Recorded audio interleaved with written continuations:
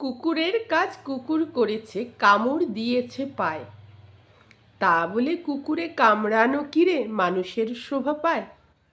কথাটা খুবই সুন্দর। কুকুর আমাদের কামড়াবে, এটা স্বাভাবিক কথা।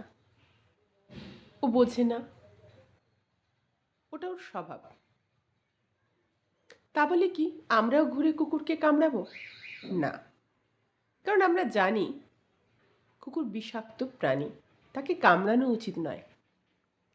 তাই তোমাদের আশেপাশে যে সমস্ত বিষাক্ত প্রাণীরা দিনের পর দিন তোমাদের ছোবল মারছে, তোমাদের কামড়াচ্ছে, কুকুর যদিও ছোবল মারে না, সাপ ছোবল মারে, কথা প্রসঙ্গে বললাম,